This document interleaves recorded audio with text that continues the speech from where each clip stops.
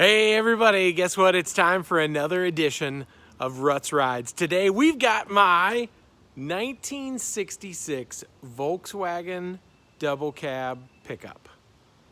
So let me tell you a little bit about this bad boy. So this looks to a lot of people like you cut the back of a bus off, but actually these were made from the factory. Now this one's a split window, and when you hear people talk about split windows or a bay window, the split window means literally the front windshield is split. Now these are safari style, which mean they pop open as if you were going on a safari. So these are adjustable. Some people like to cruise with them cracked open just a little bit because it makes a ton of wind. I know a few friends out in California that rock them all the way open. It makes a ton of wind. So usually when I do it, we just have a little crack because the kids will sit in the back and they get a little crazy, but love the lines of it. I actually found this thing just like this. My father-in-law asked me to go check it out. He saw it on eBay. It was in Sharpsburg, Georgia.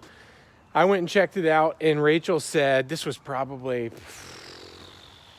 2008 or 2009, so we'd been doing Top Gear, and Rachel said, you know, if you get something like that and you quit messing with all these junky things, I'd totally support it. Well, at the time I had a flat black Datsun rat rod pickup, which is so cool. I wish I still had it. And the guy who had this, who was selling it on eBay, had the most glorious mullet I've ever seen. I mean, it was, you guys, it was a Kentucky waterfall, but bleach blonde. It was amazing. So he had gotten this from somebody. Someone had fixed up, restored it. And I've actually talked to those people on Instagram, which is really funny, I think, or Facebook. They sent me a message. But the only thing I've done to it since I've had it is I changed to a set of factory-style steel wheels. These are 165, 60, 15 Continental ContiProContact, great all-season tire there. Now you notice the front wheels are tucked in a little bit. This has an adjustable and narrowed front beam, the front suspension. This has a 1776cc engine in the back. It's got a freeway flyer, 4-speed transmission, so it's an IRS rear end. We're getting ready to do a cool MagnaFlow exhaust setup here in the back when Richard Wadeis makes his way out here. But one of my favorite things about these is this bed setup. So this is the original canopy, and a lot of times you'd see these, they would have a canvas covered, come down here and snap on. But the coolest part is you unlatch it, and then, you know, with one hand, then the side of the bed is open. So anything you need to load, you could just put right in here.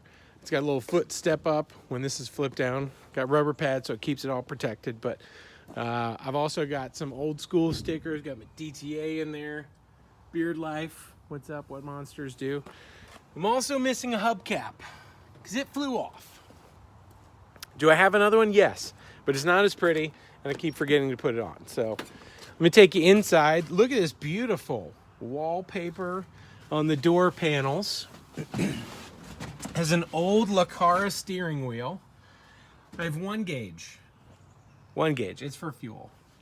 And it reads backwards because it was 6 volt, got made over to 12 volt. Got a new headliner thanks to a guy that somebody suggested on Instagram.